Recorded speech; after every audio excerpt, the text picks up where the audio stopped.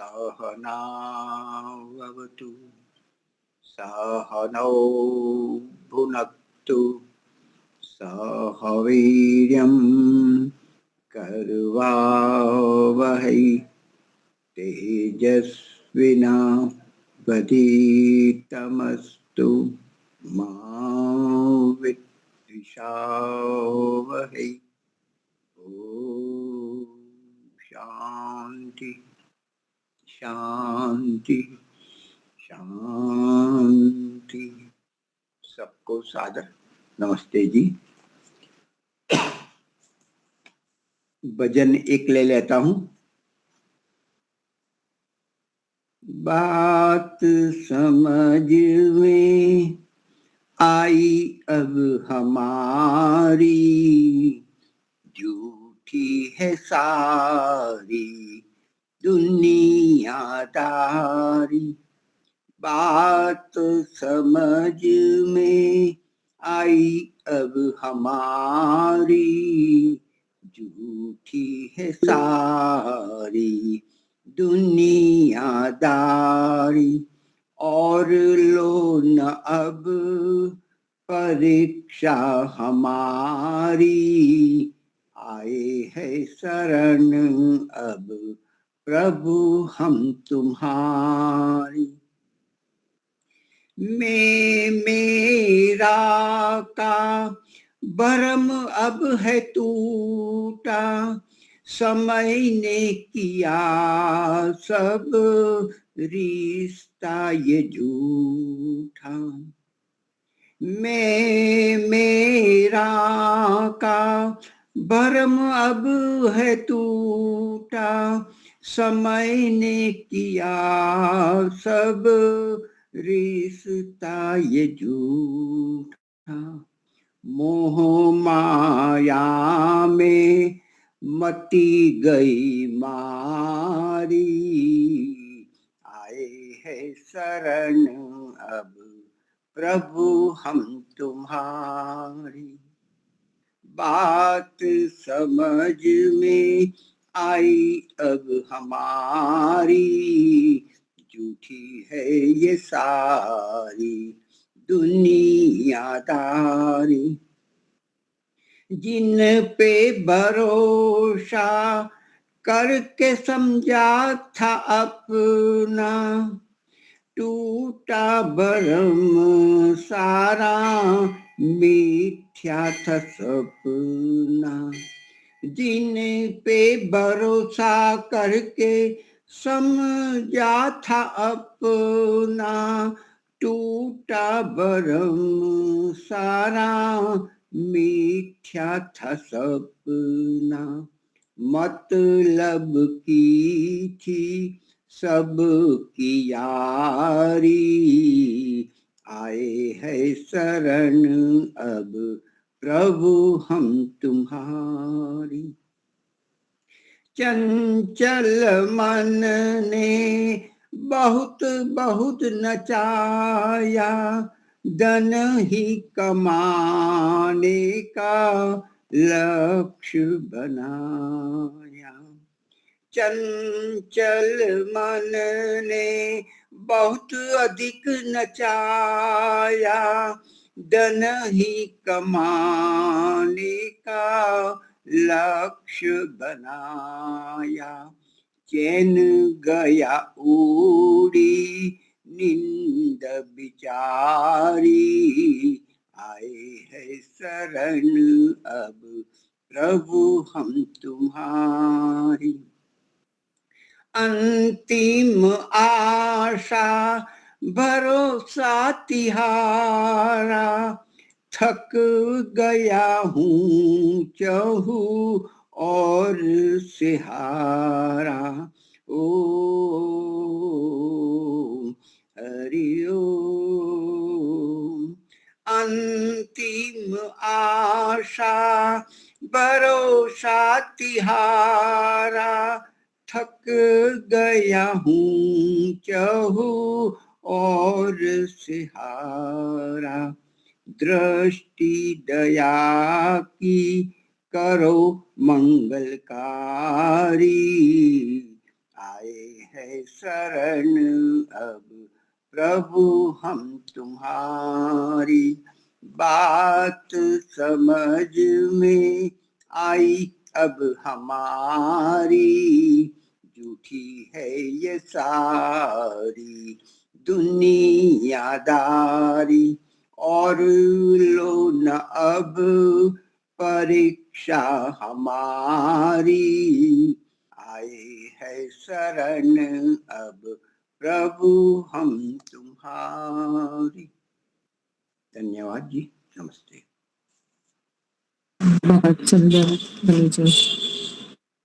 अभी तो मुझे भजन और भी गाना पड़ता है अपनी संध्या में, संध्या करते उससे पहले 15-20 मिनट मैं ले लेता हूँ ध्यान उपासना।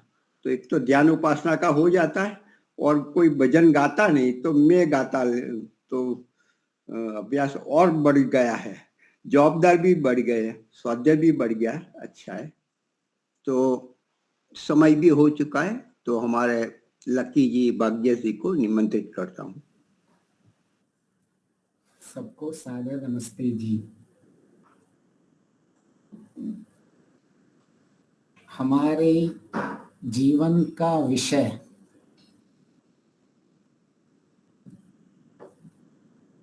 क्या है? हमारे जीवन का विषय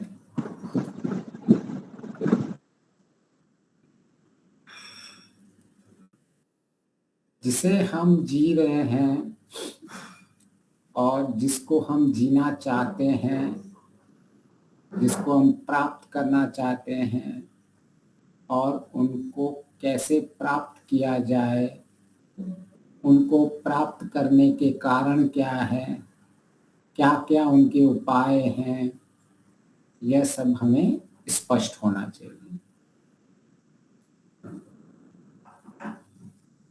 हमारे जीवन के लिए अत्यंत दुखों की निवृत्ति को हमारा पुरुषार्थ कहा गया है। पुरुषार्थ क्या है? अत्यंत दुखों की निवृत्ति। पुरुष हम, आत्मा, और उसका अर्थ। तो सामान्य रूप से अर्थ का क्या अर्थ रखते हैं? कोई कहेगा अर्थ का अर्थ क्या होता है? किसी विषय के लिए मोक्ष। मोक्ष। हरीश भाई ने शायद मोक्ष का, किसने मोक्ष का? अच्छा, मतलब ये सबसे पहले सांख्य दर्शन का जो आज मैं जस्ट कह रहा हूं, जो हम अपना विषय मानते हैं, हम जिसको चलते हैं, ये मतलब शास्त्रों से कैसे जुड़ा हुआ है। क्योंकि कोई कह सकता है कि ठीक है आप चर्चाएं वर्चाएं तो बहुत करते हो, लेकिन ये क्या अपना लक्ष्य कहते हो कि दुख की निवृत्ति, सुख की प्राप्ति, ये किसी शास्त्र वास्त्र से प्रमाणिक है या आपने अपना नया नया बना दिया है? कोई हमारे को कैसा कह सकता है? तो यद्यपि यह हमारा प्रैक्टिकल है, हम सब जानते हैं, परंतु अगर शास्त्रों का भी अगर प्रमाण चाहिए तो शास्त्रों में, सांख्य दर्शन में सबसे पहले यही आता है कि हमें त्रिविध दुखों की अत्यंत निवृत्ति करनी है और यही हमारा पुरुषार्थ है। यह मतलब सांख्य दर्शन का सार है।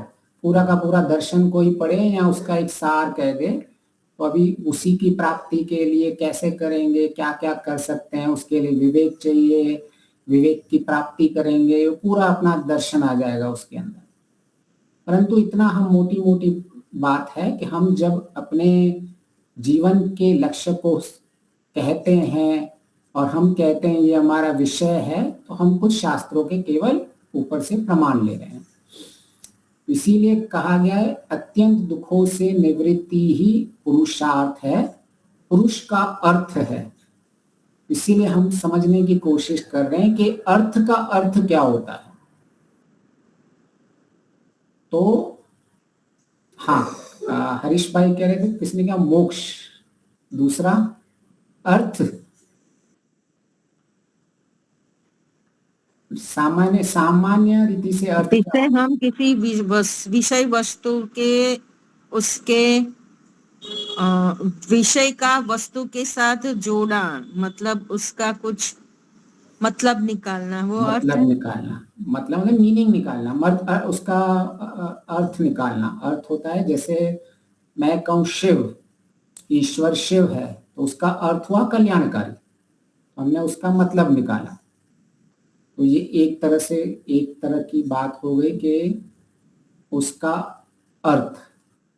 दूसरा कुछ अर्थ से हम क्या ले सकते हैं? और धन तो कहते ही है, धन, धन, ऐश्वर्य, धन, तो ऐश्वर्य, समृद्धि। जब मेरे हमारे सामने अर्थ आता है तो यह भी सामान्य है कि किसी भी चीज का, जिसको हम जैसे अर्थव्यवस्था, हमारी अर्थव्यवस्था कैसी है, तो यह भी एक है कि अर्थ का अर्थ अर्थव्यवस्था से भी ले सकते हैं। ठीक है। और कामनाएं, इच्छाएं, कामनाएं, इच्छाएं, धीरे धीरे हम आएंगे, सीधा सीधा नहीं है लेकिन फिर भी उसको पूछ सकते हैं। तो पुरुष का अर्थ का यहाँ प्रयोजन होगा कि उसका उद्देश्य क्या है, उसका प्रयोजन क्या है। ठीक है। तो अर्थ का एक मतलब अर्थ एक व्यापक है, जिसकी परिभाषा व्यापक होगी। इन उस व्यापक परिभाषा में ये सब चीजें हो सकती हैं। तो एक तो सांख्य दर्शन के अनुरूप अगर देखें कि पुरुषार्थ के इन सब दुखों से जो हमारा विषय है को निवृत्ति के लिए यह हमारा पुरुष का अर्थ है, मीन्स हम सबका प्रयोजन है। यह एक ऋषि ने सिद्धांत दे दिया और हम वैसे भी हम इसको लेके ही चल रहे थे, परंतु हम अपनी चर्चाओं को साथ साथ में शास्त्रों से जोड़ते भी जा रहे हैं कि जैसे हमें यह स्पष्ट हो जाए कि हम वेदकृत ही हमारे लक्ष्य पे चल रहे हैं और यह सारे वेदकृत शास्त्र हैं। तो एक हमने समझा अर्थ की चीज। और पुरुषार्थ से और क्या आता है?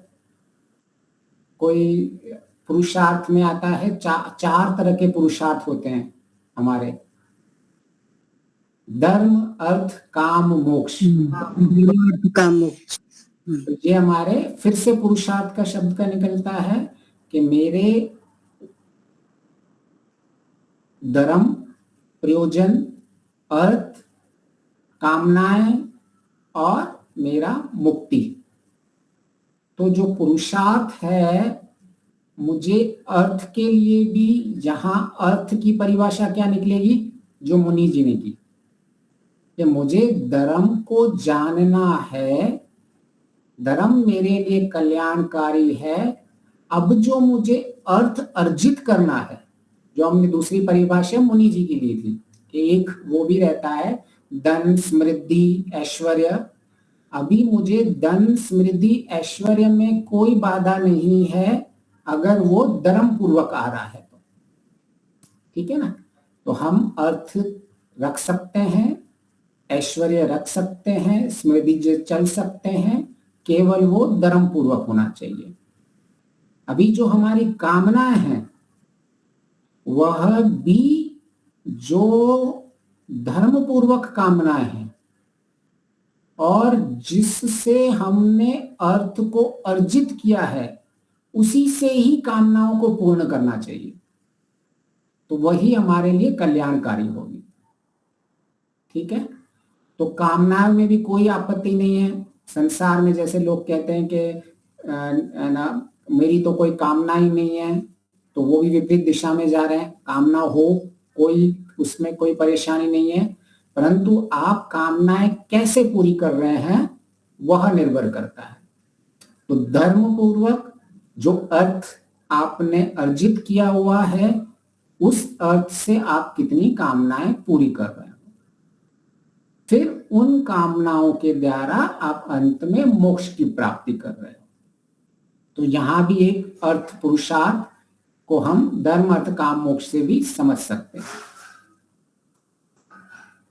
तो जैसे हमने देखा ये अर्थ बहुत व्यापक है और मुख्य जैसे हम प्रयोजन से लेते हैं, उद्देश्य से लेते हैं, फिर हम समृद्धि से लेते हैं इसका संबंध, और हमने जैसे अभी चर्चा की ये धन भी हो सकता है, ये ऐश्वर्य भी हो सकता है, और यह हमारे लिए अर्थ वो भी होता है जो लाभकारी हो, जो उचित हो, कि हमें वही करना है जो हमारे लिए लाभकारी और उचित हो, उसको उस दिशा में भी समझ सकते हैं।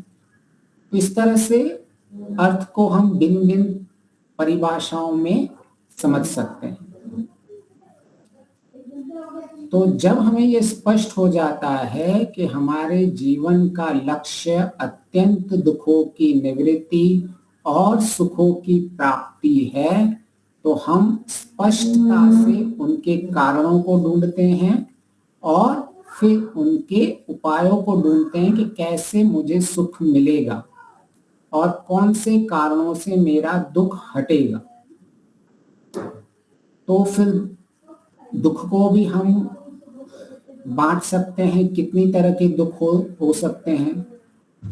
तो दुख को 4 तरह के दुख योग दर्शन में बताए गए हैं, परंतु दुख को एक वर्गीकरण जो मोटा मोटा रहता है वह रहता है कि वास्तविक दुख और काल्पनिक दुख। अगर हम अपने जीवन का विवेचन करें, निरीक्षण करें, तो हमें पता चलता है कि हम वास्तविक में काल्पनिक दुख से अधिक क्षतिग्रस्त होते हैं। हमें जो प्रभाव होता है वो काल्पनिक दुख ज्यादा होता है। तो जब हमें ये स्पष्ट होगा कि ये काल्पनिक दुख है और ये वास्तविक दुख नहीं है, तो हमारे दुखों को कई गुना हम कम कर सकते हैं, क्योंकि काल्पनिक का तो अर्थ यही है कि वो कल्पना में है।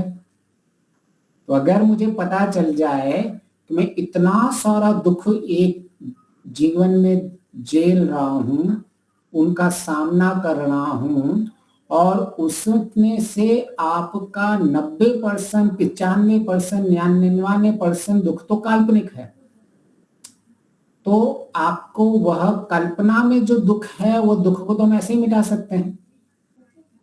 अगर दुख की 2 वर्गीकरण कर लें तो ये दुख के जो वर्गीकरण है, तो यह दुख की एक सच्चाई है। इन वर्गीकरण में हमारे काल्पनिक दुख बहुत होते हैं और उनके कारण ही हम परेशान अधिक रहते हैं। वास्तविक दुख का तो वैसे भी कुछ कर नहीं सकते हैं। जब तक आपके पास और मेरे पास शरीर है तब तक तो इनको करना ही पड़ेगा, इसका कोई उपाय नहीं है। उसका एक ही उपाय है, नितांत मुक्ति। जीवन मुक्त भी क्यों नहीं हो जाए, शरीर का जो भी धर्म है उसको तो वो निभाना ही पड़ेगा। ठीक है, तो अंतिम मुक्ति, अगर मुझे शरीर के दुखों से भी मुक्ति चाहिए तो मुझे केवल और केवल नितांत मुक्ति से ही बच सकते हैं। तो वो दुख तो वास्तविक दुख हैं, तो हम उसको स्वीकार कर लेते हैं, तो उसमें हमारे वो वास्तविक दुख भी कम हो जाते हैं जब हम दुखों को स्वीकार कर लेते हैं। तो अगर हम इस तरह से दुख का वर्गीकरण कर रहे हैं और हमने समझ लिया है कि दुख काल्पनिक होते हैं, दुख वास्तविक होते हैं, और कुछ दुखों को तो मुझे स्वीकार करना है, और बहुत सारे दुख जो काल्पनिक होंगे वह मेरी कल्पना में मैं अगर उनको निकाल दूं तो मैं जीवन में सुखपूर्वक जी सकता हूं। जैसे कोई भी चीज हो, आप जब चिंतन मनन करो या अपना आत्मनिरीक्षण करो तो ये देख सकते हैं आप, कुछ भी हो जाए, जैसे किसी की जॉब चली गई, वो क्या सोचेगा, अरे मैं तो असफलता आ गई मेरे जीवन के अंदर, सफलता तो मुझे कभी मिलती ही नहीं है, ये जीवन मेरे साथ ऐसे ही करता है, और जो भी मैं चाहता हूँ जीवन में मुझे कुछ मिलता ही नहीं है, मेरा तो नसीब ही खराब है, वो ऐसे ऐसे ऐसे अंदर बोलता जाता है, और ये सब काल्पनिक दुख हम उत्पन्न करते हैं। जो ज्ञानी होता है, शुद्ध विज्ञान वाला होता है, क्या कहता है? ठीक है, यह एक वास्तविकता है कि मेरी नौकरी चली गई, अब मैं इस परिस्थिति को स्वीकार करता हूं। अब मैं क्या कर सकता हूं? मैं उस चीज पे अधिक पुरुषार्थ करूं। मैं जॉब चली गई है, मेरी नौकरी चली गई है, तो अपनी भिन्न भिन्न तरीके से अपना पोषण कैसे कर सकता हूं, कैसे समाधान निकाल सकता हूं, मैं अपनी ऊर्जा वहां लगाऊं। क्योंकि जो कल्पना में मैं सोच रहा हूं कि मेरे साथ ऐसा हो गया, मेरे साथ वैसा हो गया, ये सब काल्पनिक है। मेरे पास तो वास्तविक में ये करोड़ों का शरीर पड़ा हुआ है, करोड़ों की आंखें हैं, करोड़ों के हाथ हैं, करोड़ों के पैर हैं। सारा जो ये मैं खड़ा हुआ हूं आज, वो अरबों रुपए का है। अगर कोई मुझे 1 करोड़ भी दे दे तो भी मैं अपनी एक आंख नहीं दूं। इसका अर्थ क्या है? कि मैं जो पहले सोच रहा था कि मैं तो असफल हूं, मैं कभी सफलता को प्राप्त नहीं कर सकता, मेरे जीवन में मेरा भाग्य ही ऐसा है, ये सब मेरी कल्पना मुझे परेशान कर रही थी। वास्तविक में अगर मैंने सही दिशा उसको दे दी थी, दे देता और वास्तविक को स्वीकार कर देता, उसके लिए पुरुषार्थ करता, तो वह इतनी बड़ी बात ही नहीं थी। मैं तो पहले से ही मैं पूर्णता की ओर हूं, शरीर की दृष्टि से भी, आत्मा की दृष्टि से थी। मुझे बहुत कुछ मिला हुआ है, मैं बहुत कुछ कर सकता हूं। तो यह दूसरा चीज हो गया वास्तविकता, और पहली हो गई काल्पनिकता। तो काल्पनिकता का दुख बहुत होता है, और वास्तविकता में जैसे हम स्वीकार कर देते हैं और हमारे पास उसका समाधान होता है, तो ये जो मेरे बुद्धि में कल्पनाएं चल रही थी, जिसके कारण हम परेशान होते रहते हैं, वह तुरंत खत्म हो जाता है। ऐसे ही आप दिन भर देख सकते हैं कि हम कितनी कल्पना में दुखी रहते हैं। मेरा किसी ने अपमान कर दिया, मेरी तो अभी लोगों के सामने कोई इज्जत ही नहीं रह गई, मैं तो किसी काम का ही नहीं रह गया, मुझे तो जीवन मेरा निरस हो गया, अभी मैं क्या करूं, मुझे तो कोई पूछता ही नहीं है इस जीवन में अंदर, मैं अकेला पड़ गया हूं। इतना सोच सोच ये सब कल्पनाएं चल रही है हमारी बुद्धि में। वास्तव में क्या था कि हाँ, मुझे को अगर किसी ने कह दिया, ये वास्तविकता है।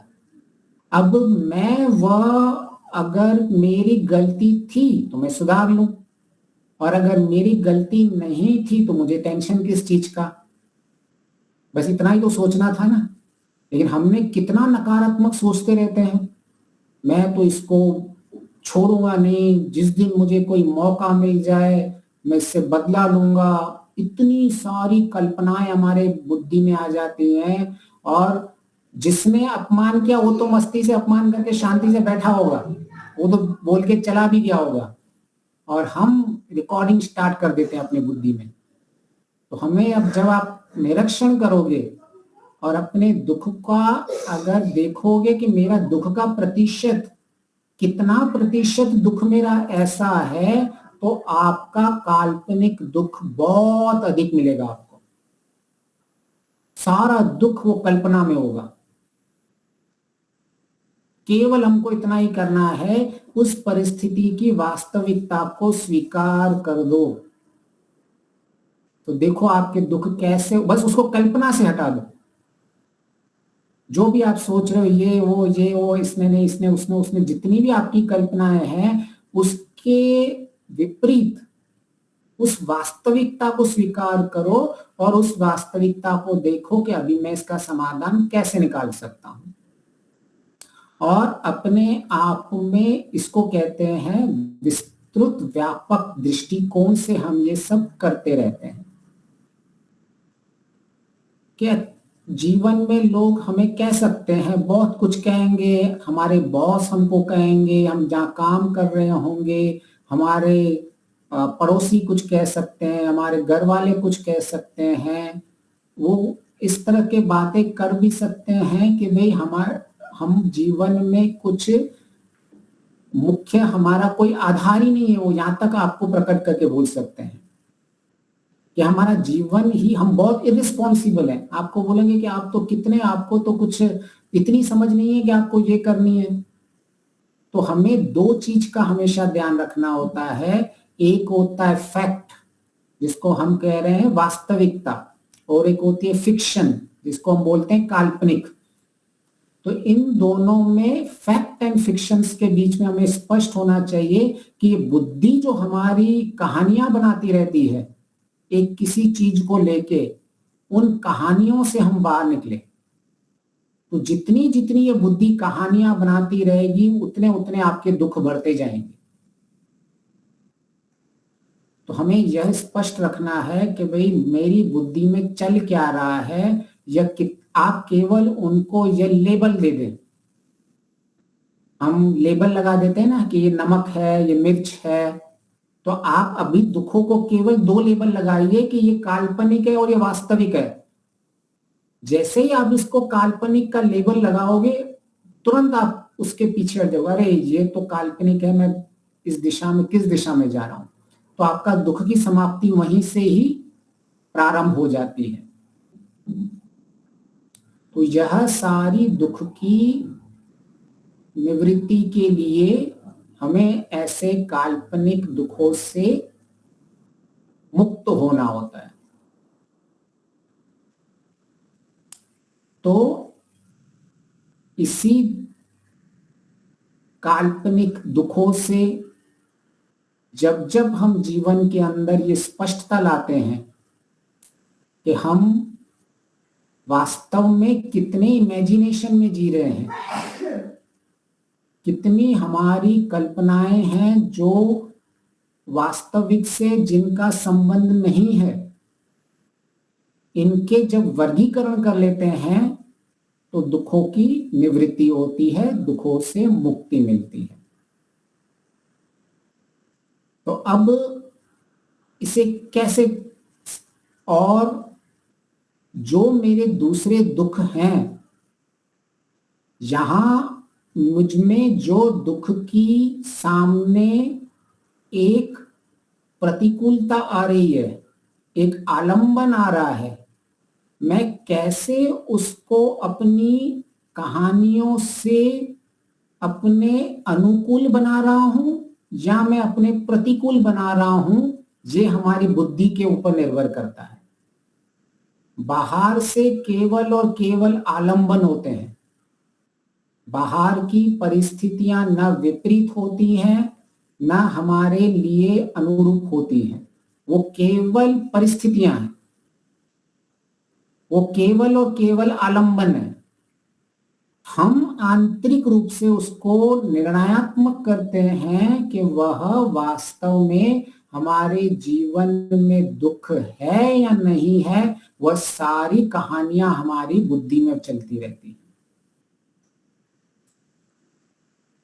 तो होता क्या है दिन भर में, जब से हम उठते हैं, वास्तव में हम जब काम करने जाते हैं, हम पहले से ही हारे हुए होते हैं, हम पहले से ही थके हुए होते हैं, हम पहले से ही ऐसी स्थिति में जाते हैं कि हम अपने आप को फ्रस्ट्रेशन में धकेल देते हैं, हम अपने आप को व्याकुलता में धकेल लेते हैं। उसका कारण क्या है?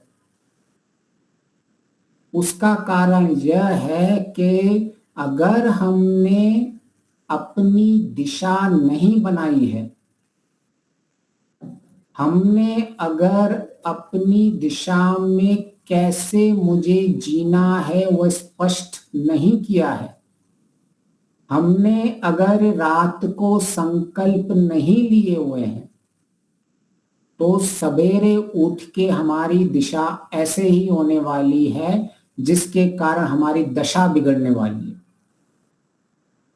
तो रात्रि में हम संकल्प लेते हैं जिससे हम एक भावनात्मक दिशा बनाते हैं कि मुझे चाहिए क्या, उस दिशा की तैयारी की जाती है, पूर्व अभ्यास किया जाता है सुबह उठ के।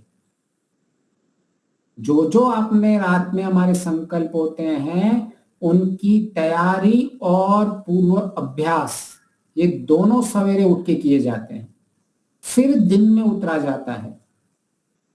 लेकिन होता क्या है, ना हम रात को संकल्प ले रहे हैं, ना हमने कोई दिशा बनाई हुई है, ना कोई भावना जोड़ी हुई है उस दिशा के साथ, ना वो हमारी सुबह भावनात्मक दिशात्मक चलती है, और सीधा हम दिन में कूद पड़ते हैं, और फिर हम अचानक उस प्रेशर को झेल नहीं पाते हैं जब विपरीत परिस्थितियां हमारे सामने आ जाती हैं। क्योंकि तब हम आग लगी हुई होती है और तब हम उसको बुझाने की कोशिश करते हैं। इसीलिए सवेरे उठ के जितनी भी मुझ में आज दिनचर्या में परेशानियां आ सकती हैं, मुश्किलें आ सकती हैं, और मुझे कैसे जीना है, उस दिन का भाग्य हम सवेरे ही बना देते हैं। अगर आपने सवेरे उठ के अपना भाग्य खुद नहीं बनाया, तो ये समाज की परिस्थितियां आपका भाग्य बना देंगी। आपके चयन के ऊपर निर्भर करता है कि मैं अपना भाग्य बनाऊंगा, ये दुनिया मेरा भाग्य बनाएगी। भाग्य तो बनने वाला है, लेकिन चयन केवल आपको करना है।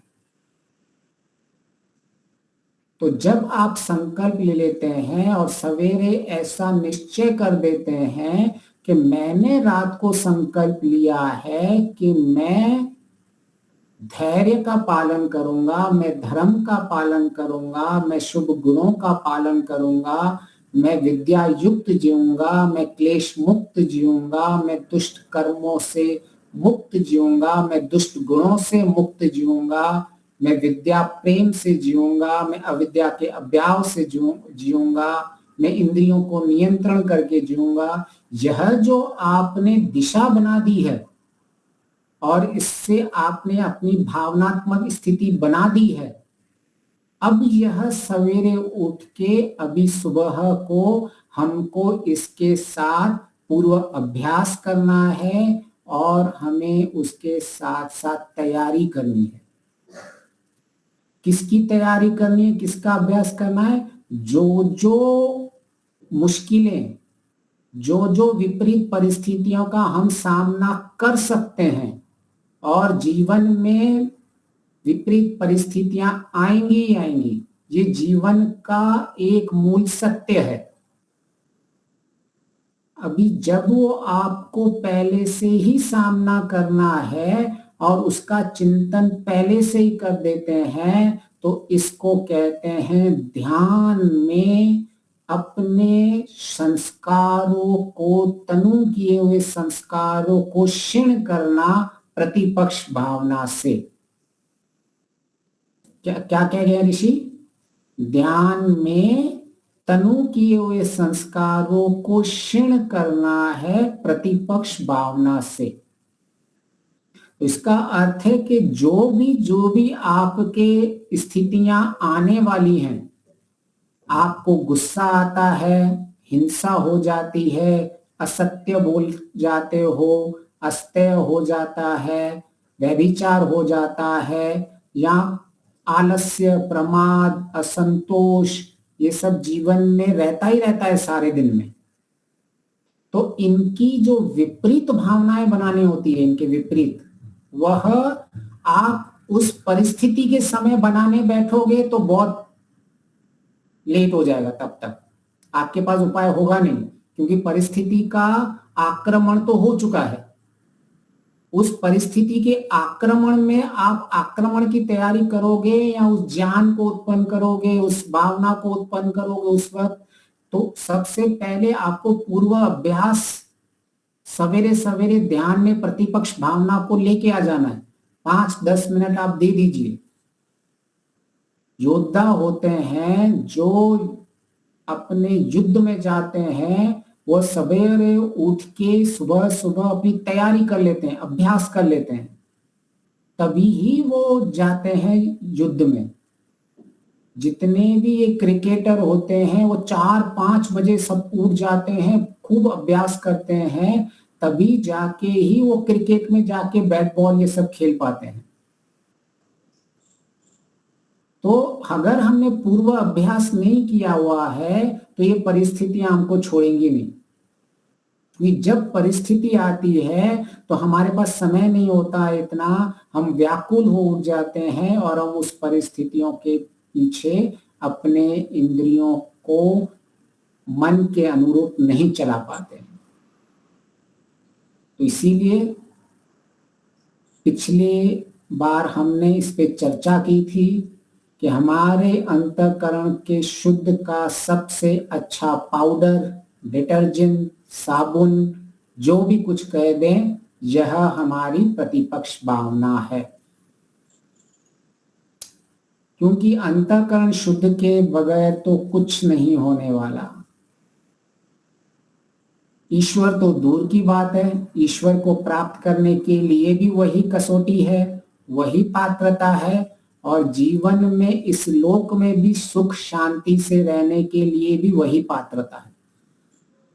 पात्रता के लिए कोई नहीं। अगर कोई कहता है मुझे मुक्ति नहीं चाहिए तो भी इसको यही करना है, और जिसको मुक्ति चाहिए उसको भी यही करना है। कोई अंतर नहीं पड़ता है। केवल एक ही उपाय है अंतःकरण की शुद्धता। नहीं तो जिनको कोई भी मोक्ष से लेना नहीं है, आध्यात्मिकता से लेना नहीं है, उनको भी यही कार्य करना होता है। तो इसलिए अगर हमें बड़े लक्ष्य को भी प्राप्त करना है तो भी यही करना है, छोटे लक्ष्य को प्राप्त करना है तो भी यही करना है, सांसारिक लक्ष्य को प्राप्त करना है तो भी यही करना है, तो इसके अच्छा हम लक्ष्य में इतने, जो अगर हमारा लक्ष्य अच्छी तरह से निर्धारित नहीं भी है, आज हमारी रुचि नहीं भी बन रही अंतिम स्थिति के ऊपर, तो भी किसी भी परिस्थिति में करना तो यही है। तो इसीलिए हमें लक्ष्य के प्रति इतना, अगर इतनी रुचि नहीं बन भी रही है, ईश्वर के प्रति, मुक्ति के प्रति रुचि नहीं भी बन पा रही है, तो भी हमें यही करना है। तो इसलिए हमें असमंजस किस चीज का? असमंजस तो वहां हो लोगों को कि जिनको लग रहा हो अरे मेरा मुक्ति का मार्ग भिन्न है, मेरे जीवन का मार्ग भिन्न है, मुझे इसका मार्ग भिन्न है।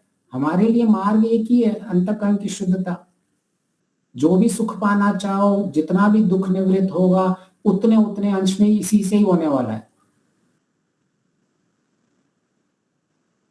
कोई बीच में कुछ आवाज, कुछ प्रश्न तो नहीं था? अच्छा,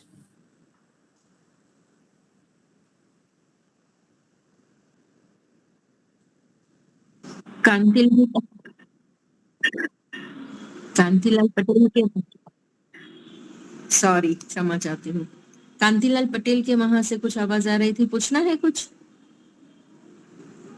शायद भूल में से कुछ नहीं है, भूल से। अंतःकरण की शुद्धि। हाँ जी, हाँ जी, हाँ जी। अंतःकरण की शुद्धि का अर्थ होता है शुद्ध ज्ञान, शुद्ध विज्ञान हमें होना चाहिए। ज्ञान, विवेक से मुक्ति होगी, दुखों से मुक्ति मिलेगी, और अज्ञान से हमारा, और अविद्या से हम बंधन में रहेंगे और दुखी रहेंगे। ये हमारा सिद्धांत रहेगा हर जगह पे, ठीक है ना? तो अभी हमें ये स्पष्ट हो गया कि मुझे अंतःकरण को वैसे ही शुद्ध करना है, उसके बगैर कोई उपाय है नहीं। तो हम पहले से ही अपने दिन में आने वाली कठिनाइयां, आने वाली परेशानियां, आने वाली मुश्किलें, आने वाली चुनौतियां, उन चुनौतियों को पहले से ही अपने बुद्धि में पिछले ज्ञान से उसको निर्धारित कर दें कि अब तक का मेरा ज्ञान जितना है, अब तक का मेरा जितना जितना एक्सपीरियंस है, मेरे दुख कब कब उत्पन्न होते हैं, मैं दुखी कब कब परिस्थितियों में होता हूं, इन परिस्थितियों को आप पहले से ही अपने मन में बना दीजिए। और उन परिस्थितियों के प्रति पक्ष भावना बना लीजिए। अगर भावना हिंसा की आ रही है तो मैं कैसे इसको अहिंसा के लिए रखूंगा। विपरीत परिस्थितियों में मैं झूठ बोल देता हूं तो अब मैं कैसे सत्य बोलूं। तो उन परिस्थितियों का पहले से ही आप समाधान निकाल लीजिए, क्योंकि जब प्रेशर आता है, जब दबाव आता है, तब हम इस स्थिति में कार्य नहीं कर पाएंगे। अभी आप सुबह शांत मन में, शांत वातावरण में बैठे हो तो आपके समाधान भी बहुत अच्छे निकलेंगे। तो इसके लिए हम सुबह का तैयारी करें। जो रात को हमने संकल्प लिए हुए हैं, जो रात को हमने आंतरिक स्थिति बनाने का संकल्प लिया है, जिससे हमारी दिशा बनी है, रात को संकल्प, सुबह उसकी पूर्व अभ्यास और तैयारी, ये 2 चीज हो गई। रात को मैंने दिशा कर दी कि मैं सारा दिन कैसे जीऊंगा, तो इसको कहते हैं, मैंने सबसे पहले कहा, सबसे पहले ऋषि कहते हैं कि संकल्प में किसी की हानि की इच्छा युक्त ना हो। भाई उसके बाद कहते हैं मैं धर्म की इच्छा रखूंगा और अधर्म से पृथक रहूंगा। तो कई बार क्या होता है, हम अपने रास्ते पे तो चलते रहते हैं, परंतु इस चीज का ध्यान नहीं देते हैं कि मैं जिस रास्ते पे चल रहा हूं उसके कारण किसी की हानि तो नहीं हो रही है। ये कहीं मेरे साथ अन्याय, मैं किसी के साथ अन्याय तो नहीं कर रहा हूं। तो कई बार क्या होता है, हम अपने लक्ष्यों की ओर इतने केंद्रित हो जाते हैं कि हम आसपास देखते ही नहीं है। इसलिए सबसे पहले संकल्प यही होता है कि किसी की हानि की इच्छा युक्त न हो। तो अब मैं कितने भी अपने कार्य करूं, अब मैं शांति से अपने लक्ष्य की ओर ध्यान दे सकता हूं और मैं उस पे कार्य करता रहूं। केवल मुझे इतना ध्यान रखना है, मेरा परोपकार हो रहा है तो बहुत अच्छी बात है, पर कम से कम मेरे कारण किसी की हानि नहीं होनी चाहिए। ये हमें सारा दिन ध्यान रखना है। परोपकार हो रहा है, किसी की सेवा हो रही है, दया भावना, ये बहुत अच्छी बात है, परंतु कम से कम इतनी स्थिति तो बनानी है कि मेरे से किसी की हानि ना हो।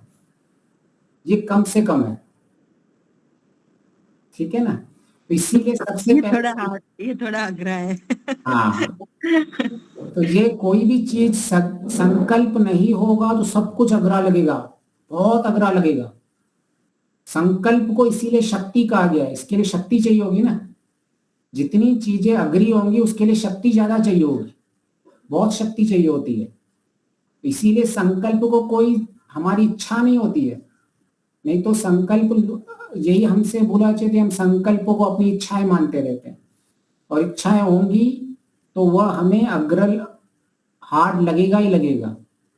परंतु जब मुझे पता है ये कोई मेरी सामान्य इच्छा नहीं है, मैंने भावनात्मक पूर्ण अपने प्रयोजन को समझ के, मैंने अपना लक्ष्य को जान के मैंने ये संकल्प बनाया है, तो हम बुद्धि में वो शक्ति बन रहे होते हैं। शक्ति कहीं और से नहीं आती है, शक्ति सारी की सारी मानसिक होती है। शारीरिक शक्ति से ज्यादा हमारी कार्य मानसिक शक्ति काम करती है। तो जब हम रात को संकल्प ले रहे होते हैं तब हम अपने बुद्धि को बहुत शक्तिमान बना रहे होते हैं। इसीलिए उस संकल्प को संकल्प शक्ति कहा गया है कि ऐसी विपरीत परिस्थितियों का सामना करने के लिए संकल्प शक्ति के बगैर हम गिर जाएंगे, ढह जाएंगे, विपरीत दिशा में चले जाएंगे, टूट फूट के बिखर जाएंगे और रात को वही टूटे फूटे सोएंगे। आज इसने मेरा साथ ऐसे कर दिया, आज उसके कारण मैं परेशान हो गया। सारा नियंत्रण दुनिया आपका करेगी। आप दुनिया के नियंत्रण में जियोगे, आपके आस पड़ोस के नियंत्रण में जियोगे, आप ऐसे लोगों के नियंत्रण में जियोगे जो आपके विपरीत दिशा में लेके जाएंगे। तो ये संकल्प होता है, आपका आंतरिक व्यक्तित्व बनाता है, हमारा चरित्र निर्माण होता है। और वह चरित्र निर्माण हम खुद सवेरे सवेरे उसका भाग्य हमें खुद बनाना होता है। हम संध्या में ईश्वर की सहायता लेके, ईश्वर के सानिध्य में रह के, ईश्वर के ज्ञान का प्राप्त करते, ईश्वर के गुण कर्म स्वभाव को लेके हम अपने अंदर उतना सामर्थ्य उत्पन्न करते हैं कि इन प्रतिकूलताओं का सहन कर सके, इनका समाधान कर सके, इनसे टूटे नहीं। यह एक साइकोलॉजी प्रक्रिया है सवेरे सवेरे संध्या करना। यह कोई केवल ऐसा नहीं है कि कोई रिचुअल है कि भाई ठीक है मैंने 2-4 मंत्र बोल दिए बस अब तो मेरा काम हो गया। नहीं, वो मंत्र नहीं है, हमारी बुद्धि में शक्ति भरने की, हमारी क्षमता उत्पन्न करने की एक प्रक्रिया है। तभी ही हम इनका सामना कर पाएंगे। वरना रात को अगर संकल्प नहीं लिया है, सवेरे अगर हमने तैयारी नहीं की हुई है, सवेरे हमने पूर्व अभ्यास नहीं किया हुआ है, तो दिन आपके नियंत्रण में कभी नहीं जाने वाला होगा। आप फुटबॉल की तरह यहां वहां घूमते रहोगे। और ऐसा होता ही है क्योंकि सवेरे हमने अपना नियंत्रण नहीं लिया होता है। सवेरे का आधा घंटा निर्णयात्मक होता है कि हमारा दिन कैसे जाएगा। वह निर्णय लेता है कि हम दिन को अच्छा जाएगा या नहीं जाएगा, वो हम सवेरे उसका निर्णय ले लेते हैं। क्योंकि परिस्थितियां तो बदलने ही वाली हैं, परिस्थितियां तो किसी को नहीं छोड़ने वाली हैं। विपरीत परिस्थितियां आएंगी ही आएंगी। कोई लोग कहते हैं अगर अकेले भी बैठे हैं तो उनको चिंताएं सताते रहेंगी। अकेले बैठते हैं तो हम कुछ न कुछ सोच के उसको इतना बड़ा कर देते हैं, काल्पनिक दुख उत्पन्न करने लग जाते हैं। वह भी एक विपरीत स्थिति है। हमें आलंबन केवल बाहर से नहीं देखना चाहिए। हमारे बहुत सारे आलंबन तो आंतरिक होते हैं जिसमें हमें किसी की जरूरत नहीं होती है परेशान करने की।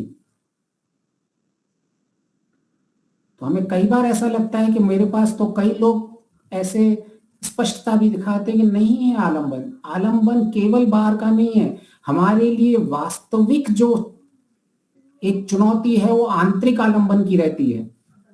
जो हमारे विचार उत्पन्न रहते हैं, जो संस्कारों के कारण भिन्न भिन्न परिस्थितियां बन जाती है, हम परेशान उससे होते हैं। बाहर का तो केवल एक ट्रिगर पॉइंट होता है उस परेशानी को बाहर निकालने के लिए। हमारा अपाचन तो पहले से ही हो जाता है, बाहर तो केवल उल्टी करने का एक साधन मिलता है कि मैंने कुछ कचरा खा लिया और अंदर से बाहर निकल गया। वास्तविक में आंतरिक हमारा बिगड़ चुका होता है, अपाचन हो चुका होता है। तो जब हमें यह स्पष्ट हो जाता है कि मैं अपना भाग्य खुद बनाऊंगा, मुझे दिन भर कैसे जीना है इसका नियंत्रण मेरे हाथों में होगा, तो देखिए फिर आपका दिन जी के देखिए कैसे परिस्थितियां विपरीत आती रहेंगी और आप उनका सामना करते रहेंगे। और आप अंत में जाके जब आत्मनिरीक्षण करेंगे तब आपकी स्थिति वो कहेगी कि अब अगर मुझे ईश्वर से कुछ मांगना है तो कभी भी जो ज्ञानी होता है कभी भी यह नहीं मांगता है कि मेरे दुखों को दूर कर दो। जो तत्व ज्ञानी योगी होते हैं कहते हैं मुझे इन दुखों की परिस्थितियों को सहन करने की शक्ति दे दो, मेरा आत्मबल इतना बढ़ जाए कि मैं पहाड़ जैसे दुखों को भी सहन कर लूं। तो बाहर हमें कोई अनिवार्य नहीं है, परिस्थिति कैसी भी हो, आंतरिक शक्तियां केवल उत्पन्न करनी होती है हमें। केवल उतना ही हमारे जीवन का लक्ष्य है और वो आंतरिक शक्तियां कह लो, आंतरिक ज्ञान कह लो, अंतःकरण की शुद्धता कह लो, ये सब एक साथ चलती रहेंगी। तो जब मैं कंट्रोल मेरे हाथ में होता है तब देखो परिवर्तन होता है। तो आज जो हम चर्चा कर रहे हैं वो एक आने वाले बहुत बड़ा हमारा पर्व आने वाला है, उस पर्व से भी जुड़ा हुआ है। वो जब आएगा तो इसको साथ हम ले लेंगे। किनको पता भी चल गया होगा मैं किसकी बात कर रहा हूँ। शिवरात्रि। शिवरात्रि। शिवरात्रि का अर्थ क्या होता है? रात्रि। रात्रि होती है अंधेरा, अंधेरा होता है अज्ञान। शिव कौन है? कल्याणकारी। शिव के कल्याणकारी के जब हम सानिध्य में चले जाते हैं तो हमारी जो ये रात्रि रूपी अज्ञान है उसका नाश हो जाता है, और उसके लिए शिव संकल्प सबसे बड़ा हथियार है। तो ये जो हम संकल्प की बातें कर रहे हैं, यही केंद्र बिंदु बनता है जीवन परिवर्तन करने का। वरना ज्ञान तो लोगों में भरा पड़ा है, जिनसे मिलो ज्ञान बांट रहे होंगे या ज्ञान दे रहे होंगे। अंतर वहीं आता है केवल जो संकल्प के साथ जी रहे हैं और जो बगैर संकल्प के साथ जी रहे हैं। केवल जीवन के दो ही अंतर होंगे। दो ही भागों में जीवन को बांटा जाता है वास्तविक में।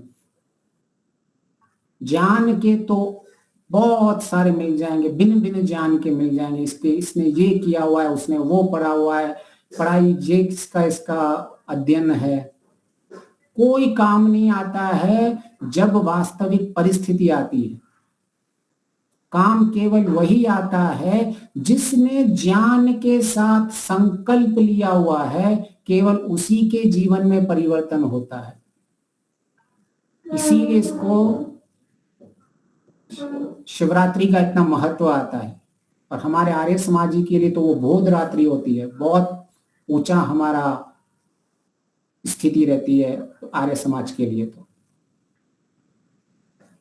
तो यह जीवन में इसीलिए शिव संकल्प और शिव साथ में चलते रहते हैं कि मैं शिव संकल्प का अर्थ जब हम लेते हैं तो मैंने अर्थ की जो प्रारंभता की थी उसमें यह आता है कि मैं अपने और दूसरों के अर्थ कल्याण के संकल्प लूं। कैसे संकल्प होने चाहिए हमारे? अपने और दूसरों के अर्थ कल्याण। तो यहां जो अर्थ आ गया, अभी अर्थ को मैंने इसीलिए लिया था क्योंकि उसका संबंध संकल्प से है। उनके लिए उससे संबंध है। हाँ, उसका अर्थ है ऐसे, अपने और दूसरों के अर्थ कल्याण के हेतु संकल्प, उनके हेतु संकल्प लेना कि मैं अपने जीवन में अर्थ का कल्याण मुझे करना है और दूसरों के जीवन का अर्थ कल्याण करना है, वैसे मेरे संकल्प होने चाहिए। और अर्थ हमने क्या देखा? अर्थ की परिभाषा इसलिए हमने पहले स्पष्ट कर दी क्योंकि मुझे संकल्प पे आना था, इसीलिए हमने अर्थ की परिभाषा स्पष्ट की कि अर्थ मेरा प्रयोजन है, मेरा उद्देश्य है जीवन का। तो मेरे संकल्प, मेरी दिशा, मेरा उद्देश्य मेरे प्रयोजन के अनुरूप होना चाहिए। तो जब हमारा संकल्प इस तरह से होता है तो जीवन में महान परिवर्तन हो जाते हैं। जीवन की स्थिति में ऐसे बदलाव आते हैं जिनका हम बरसों से प्रतीक्षा कर रहे होते हैं। तो मैंने इस विषय को इसलिए आज से लिया क्योंकि शिवरात्रि में कुछ दिन बाकी हैं। आप उसकी तैयारी कीजिए,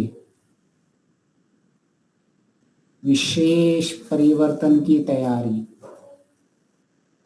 जीवन में बोध की तैयारी, उसका पूर्व अभ्यास कि इस महाशिवरात्रि में जैसे मेरे गुरु महर्षि दयानंद में परिवर्तन हुआ था, इस बार मुझ में भी ऐसा विशेष परिवर्तन होगा।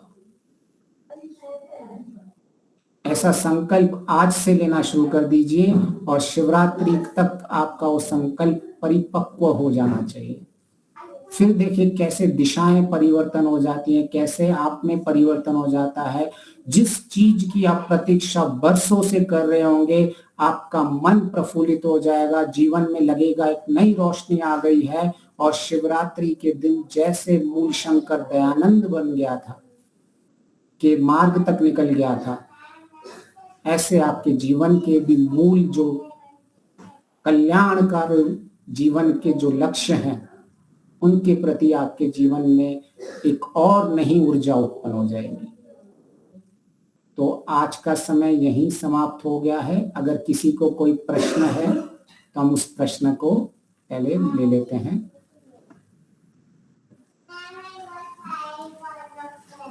ठीक है, बहुत अच्छी बात है। प्रश्न नहीं है, उसके दो ही कारण हो सकते हैं केवल।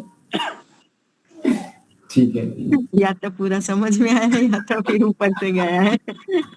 या तो पूरा विद्वान हो तो शंका नहीं होती, या तो पूरा अज्ञ हो, कुछ नहीं जानता, उनको प्रश्न नहीं होता। नहीं, हमारे सारे जो विद्यार्थी हैं बहुत ज्ञानी हैं, तो अच्छी बात है।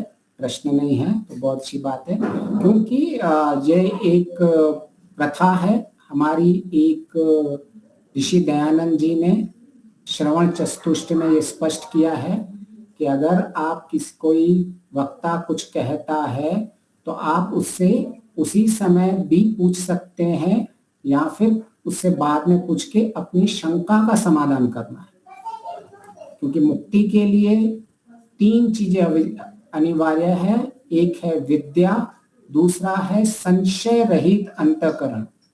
तो अगर शुद्ध अंतःकरण करना है तो हमारा ज्ञान संशय रहित होना चाहिए।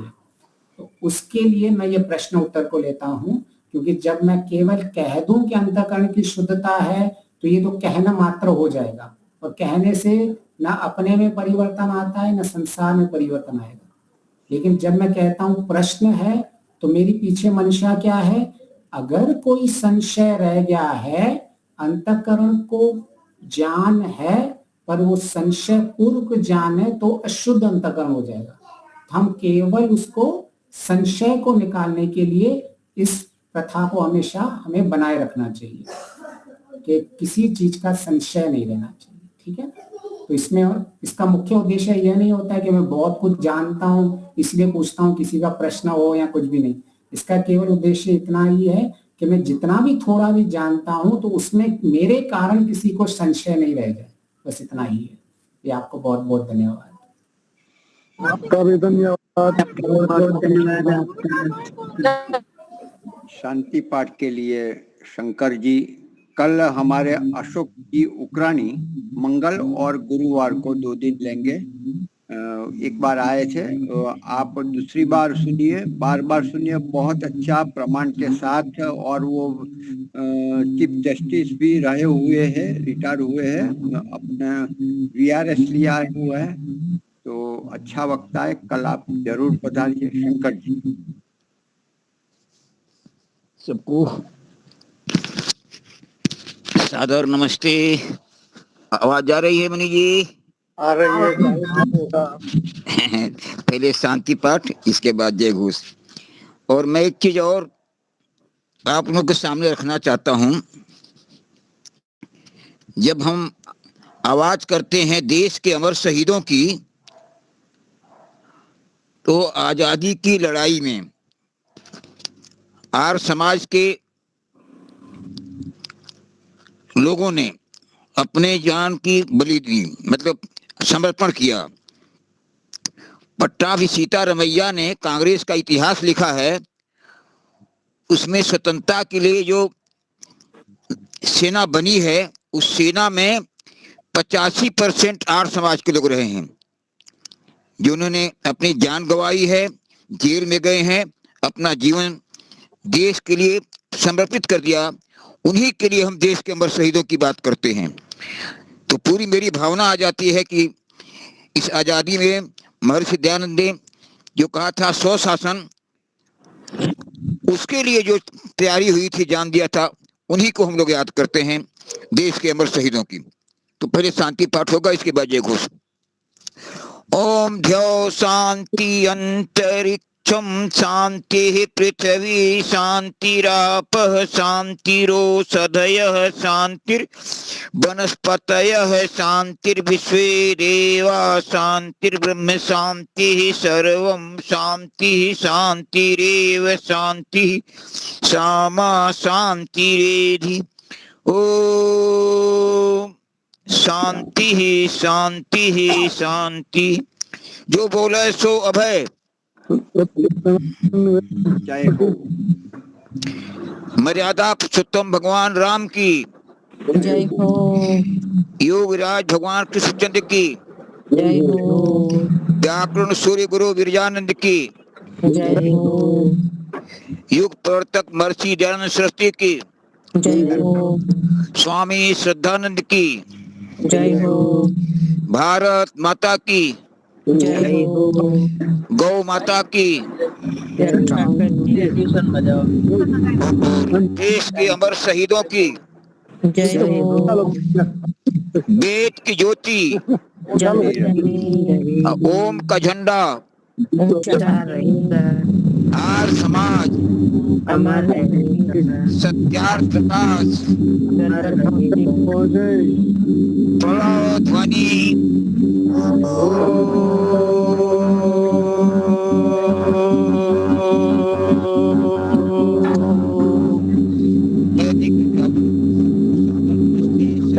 सबको सादर नमस्ते जी। धन्यवाद।